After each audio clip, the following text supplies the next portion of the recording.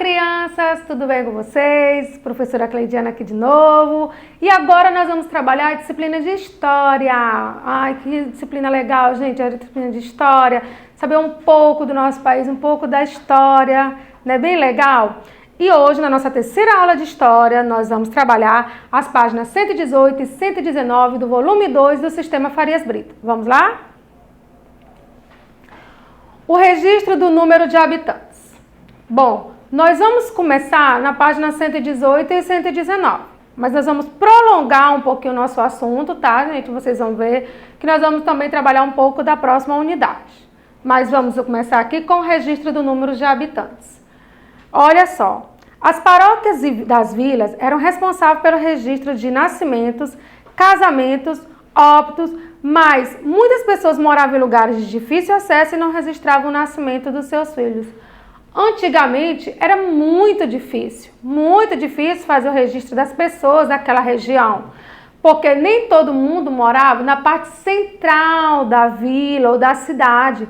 Eles ficavam em povoados distantes, não estava ainda nada muito povoado, então tinha muito mato, muita serra. Então as pessoas elas não estavam muito próximas uma das outras.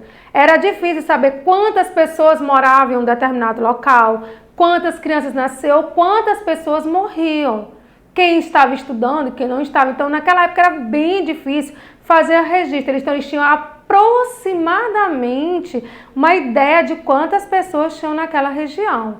Nada exato. E aí, olha, eu mostrando aqui para vocês.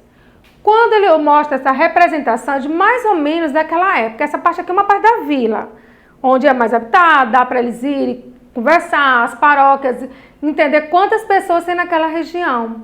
Mas até os escravos, eles eram colocados como se iam ou não fazer parte do registro de habitantes daquela região. Então ficava tudo muito confuso, nada certo. Eles tinham mais ou menos uma ideia das pessoas que estavam morando nas casas, nos palacetes, nas outras regiões, os fazendeiros.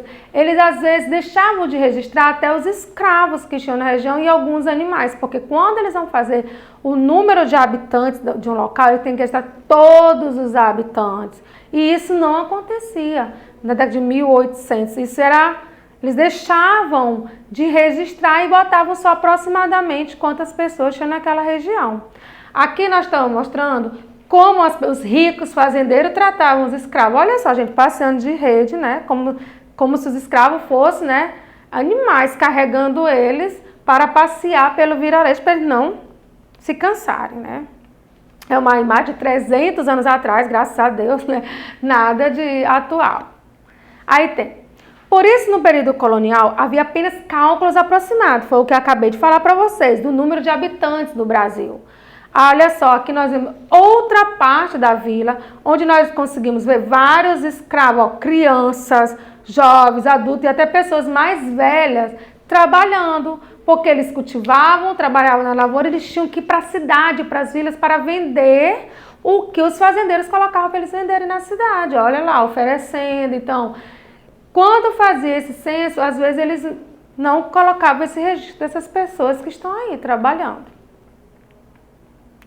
Em 1871, foi criada a Diretoria Geral de Estatística e em 1872 foi realizado um censo demográfico. Olha só, para conhecer algumas características da população brasileira. Ó, em 1872 começou a mudar esse censo. E o que é esse censo? É a contagem de pessoas de um local. É a contagem não só de pessoas, entendeu?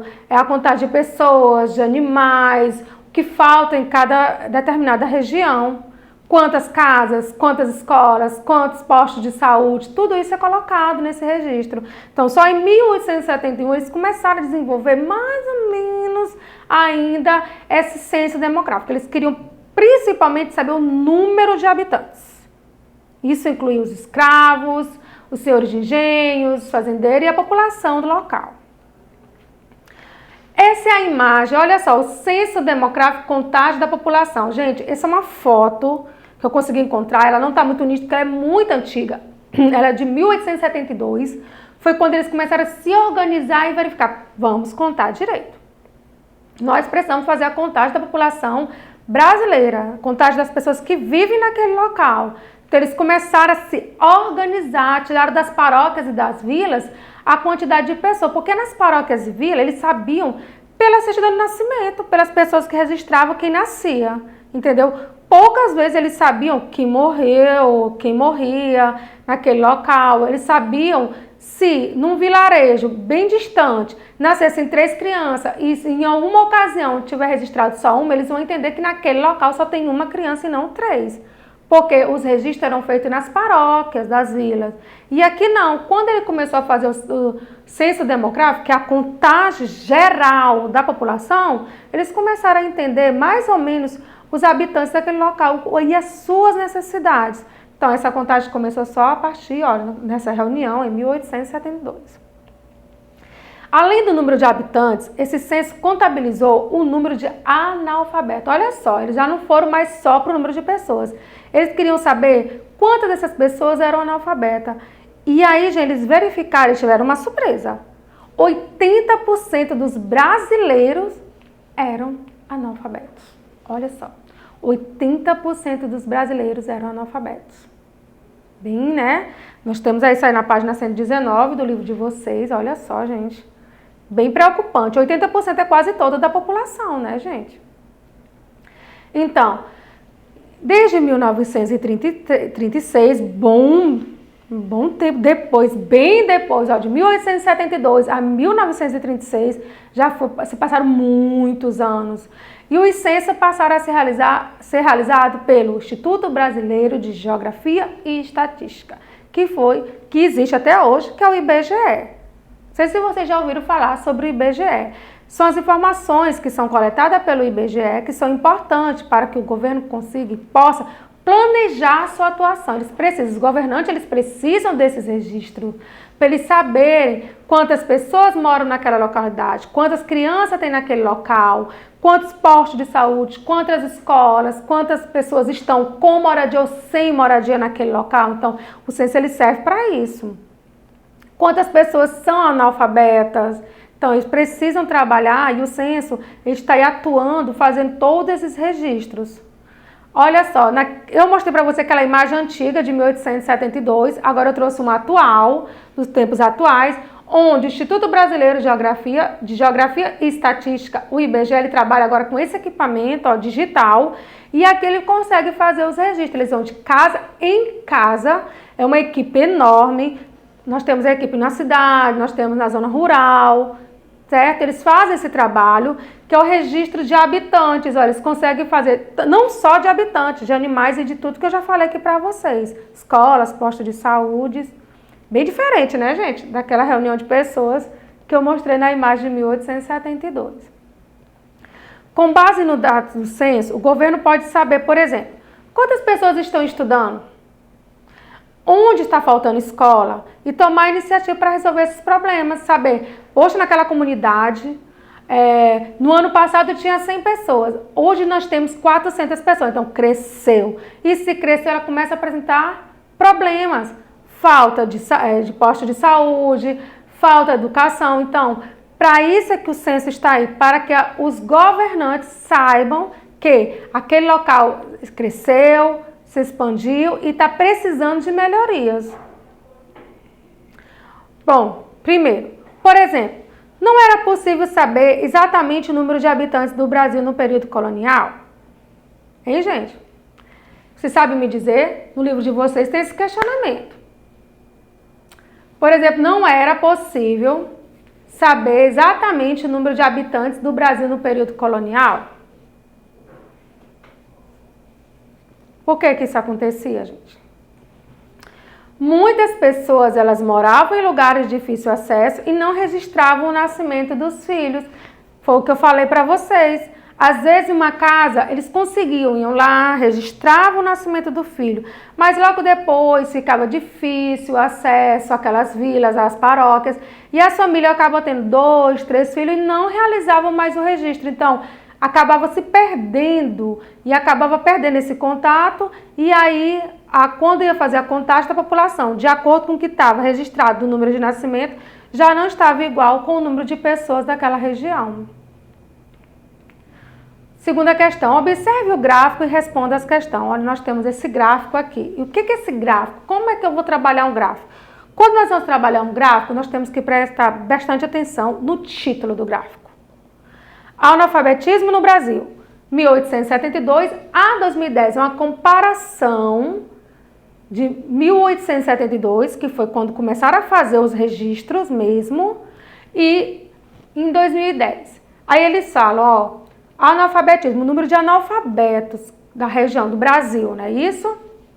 Em 1872, chegou a 80% da população. Então, foi percebido que existia uma carência muito grande por parte da educação. Quando foi passado aos governantes, e esse problema começou a ser um pouco trabalhado e resolvido, o índice de analfabetos em 2010 já caiu totalmente, bruscamente, de 80% para 10%. Podemos melhorar? Podemos melhorar. Mas isso vamos de acordo com as melhorias e o acesso à educação que cada comunidade, vila ou cidade tem. Tem que saber se todas as escolas estão atendendo a quantidade de pessoas daquela localidade. Então, aqui é de 2010, nós já estamos em 2020, 10 anos a mais, então o gráfico de analfabetismo também já deve ser outro, deve estar um pouco menos, eu creio e desejo isso, mas o nosso livro trouxe isso aqui pra gente, tá bom? É uma fonte do IBGE. E aí, vamos lá os questionamentos. De que trata o gráfico?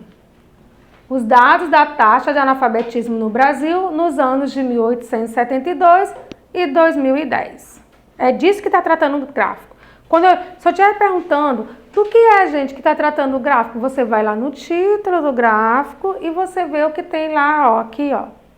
Você vai no título do gráfico, ó, que está falando. Trata dos dados, né? Não são os dados que tem aqui? Os dados do analfabetismo no Brasil, de 1872 a 2010. Letra B. De acordo com os dados do gráfico, o que mudou entre 1872 e 2010? O que foi que mudou, gente? Eu acabei de mostrar para vocês que nosso gráfico mudou bastante. Então, em 1872, 80% da população brasileira era analfabeta. E em 2010, 10% da população já estava, né? Era alfabetizada, então já estava, não era mais tão analfabeta, estava alfabetizada. Então, isso quer dizer o quê? Que caiu bruscamente, tá? Mas que esses dados também são de 10 anos atrás, certo? Que foi o que nosso livro disponibilizou. Mas, de acordo com os investimentos na educação, nós esperamos que a taxa de analfabetos no Brasil esteja bem menor que isso. Próximo. Que atitude essas informações têm para o governo brasileiro? Converse com os colegas e o professor sobre isso. Vamos conversar nós dois. Nós já falamos qual é a importância de saber o número de habitantes de uma determinada região. Qual é o papel do IBGE, né, e do censo demográfico. Então, eu trouxe para vocês. Os dados possibilitam ao governo no reconhecimento de deficiência, no acesso à educação da população, e com a base é possível tomar medida para melhorar o serviço público. Não foi isso que nós conversamos? Que eles precisam dessa informação para saber que uma determinada localidade está está com deficiência na educação, então está precisando de uma ajuda e construção de mais escola e contratar mais profissionais da área. Próximo.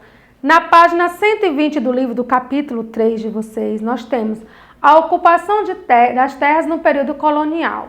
É o capítulo 3 de vocês, então eu quero que vocês estudem, abra aí comigo, certo? Na página 120, que fala sobre os bandeirantes.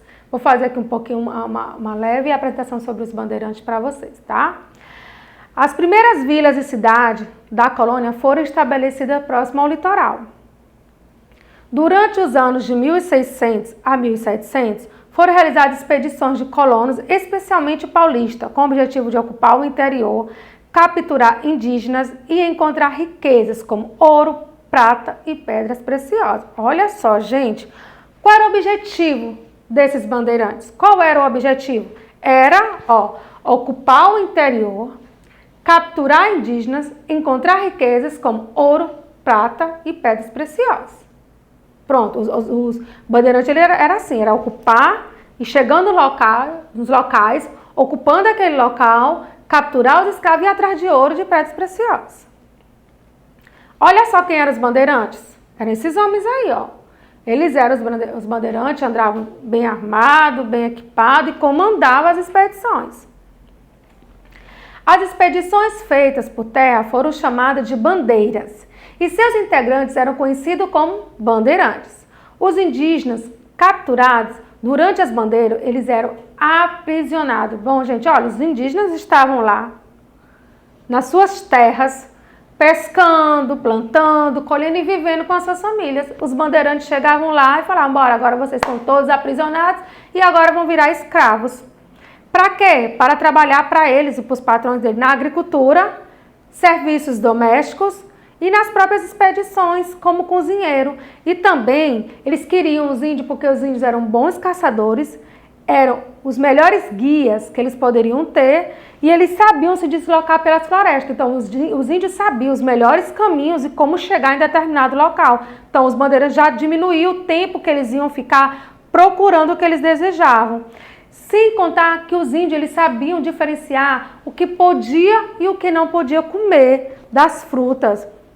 Então eles sabiam qual era o que era comestível e quais eram os venenosos e quais eram as ervas medicinais. Então os índios, para os bandeirantes, foi um grande bem que eles adquiriram, porque eles viraram escravo da cozinha, carregavam as bagagens deles, sabiam os melhores caminhos, sabiam o que se alimentar, ainda sabiam quais as ervas que iam ser curadas. Então, foi uma aquisição bem que eles, onde eles viam os índios, eles iam capturando. Olha só, gente, os índios aqui, ó, sendo levados. Não interessa, era homem, mulher, principalmente as mulheres que eles queriam colocar na cozinha, né? Crianças.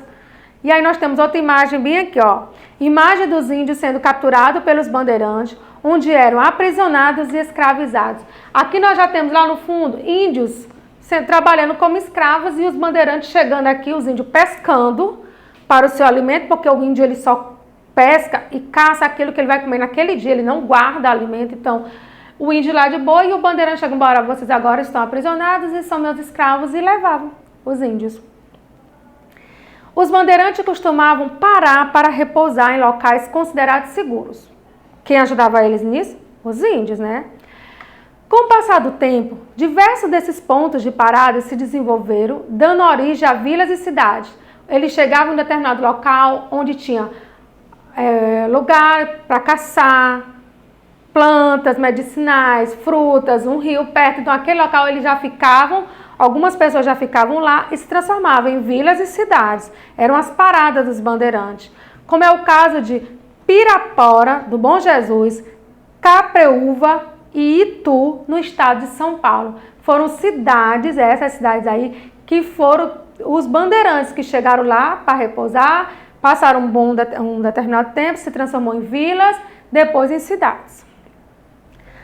As maiores consequências das bandeiras foram a descoberta de minas de ouro e a expansão territorial da colônia e a escravização e morte de milhares de indígenas. Gente, muitos indígenas se revoltavam, eles não queriam ser escravos, eles não queriam sair da sua localidade. Quando eles eram retirados, no meio do caminho eles se revoltavam, eles queriam saber o porquê de ter sido capturados. Então, o que acontecia? Eles acabam sendo assassinados, mortos por essa revolta. Então, isso foi uma consequência bem ruim mesmo.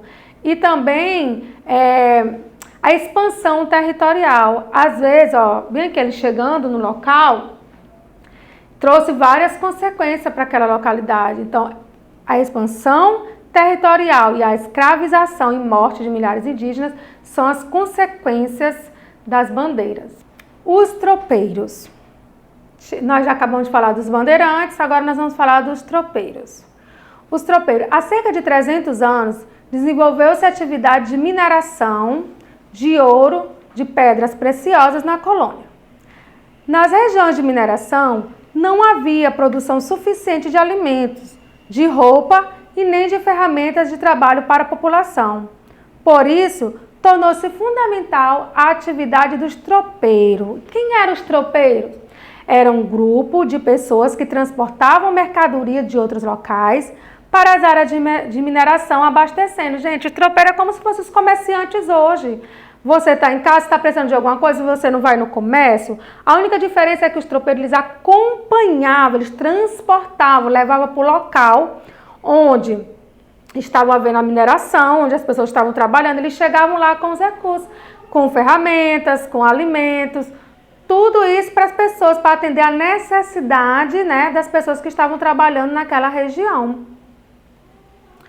Eles viajavam principalmente por terra e transportavam os produtos ao lombo de mulas e burros. Então, eles demoravam um pouquinho, às vezes, para chegar no local. Porque eles iam, botavam em cima dos mulos, dos burros e das mulas, os produtos e iam viajando, né, com essa carga. Ao longo de suas rotas, os tropeiros estabeleciam locais de paradas. Assim como os bandeirantes, eles têm que ter aquela parada para descansar o animal, para ele também descansar, para ter repouso. Às vezes essas viagens demoravam dias até ele chegar onde estava havendo a mineração. Então, eles demoravam a chegar naquele local. Com o passar do tempo, desenvolveu-se feiras de troca de produtos e vilarejos nesses locais, que mais tarde deram origem à cidade. Ou seja, já que estavam transportando todo o tempo para aquele local, eles começaram a estabelecer como um comércio naquele local, um comércio fixo, onde as pessoas já se deslocavam para comprar, e isso foi crescendo, se expandindo e transformando aqueles locais que antes apenas pessoas usavam para trabalhar, como os locais que deram origem a outras cidades. Aqui no Brasil, existem muitas regiões onde foram construídas indústrias e as pessoas que trabalhavam nas indústrias começaram a construir moradias próximas para não ter que se deslocar tanto da sua cidade até as indústrias onde eles estavam trabalhando, e esses locais acabaram virando cidades grandes e pequenas perto das indústrias onde foram construídas, onde estavam sendo trabalhados. Hoje é muito comum. Eu trouxe essa imagem aí da caravana de mercadorias, ó, indo a Tijuca. Olha só, gente, uma caravana de mercadorias. Então, para ser atendido, os tropeiros, eles viajavam, eram vários tropeiros, então eles traziam vários tipos de mercadoria. Tinham de alimento, tinham de roupas, tinham de ferramenta, tinham de outras necessidades. Então, eles sempre trabalhavam e viajavam ao longo dos burros, né? E a viagem era demorada, às vezes eles se encontravam pessoas indo, pessoas voltando, por isso que eles estabeleciam os comércios. Mesmo assim, com os comércios fixos lá, eles precisavam abastecer, então as viagens continuavam mesmo assim. Essa imagem aí tem no livro de vocês, né? E aí, essa parte aí que vocês viram dos bandeirantes, dos tropeiros, nós vamos trabalhar um pouco mais, tá, gente? Ainda no capítulo 3, aqui foi só uma pegada, só um início, só uma parte inicial. Nós vamos trabalhar um pouco mais, entender qual foi o papel dos bandeirantes realmente, né, e dos tropeiros. Nós já sabemos que os bandeirantes, eles queriam encontrar terras, regiões, né, trabalhar a região, expandir a região. Eles queriam buscar novos lugares e para isso eles usavam os índios para ajudar. Pena que era aprisionando e escravizando os coitados dos índios, né? Mas era a opção que eles tinham naquela época. E aí nós vamos trabalhar um pouco mais sobre isso na nossa próxima aula. E hoje, para ficar atividade para casa, nós temos nosso livro de História do Sistema Farias Brito, onde vocês vão responder os questionamentos que falam sobre os bandeirantes e sobre os tropeiros, na página 120 até a página 122, tá bom, gente? Vocês vão trabalhar isso aí, vamos dar uma leitura nesse texto, que ele é bem legal. Nós iniciamos na página 118 e 119, né, que foi sobre os habitantes, o número de habitantes do país. E agora nós finalizamos com os bandeirantes e os tropeiros. Então, nós temos abaixo de todos os textos, nós temos esse questionamento. Os bandeirantes na página 120, página 122, nós temos os questionamentos sobre os tropeiros. Então, leia com calma, leia 2 vezes, 3, para vocês entenderem e responder, tá bom? Nós vamos na próxima aula, nós damos continuidade. Então, crianças, até a nossa próxima aula e um beijo no coração de cada um de vocês. Tchau!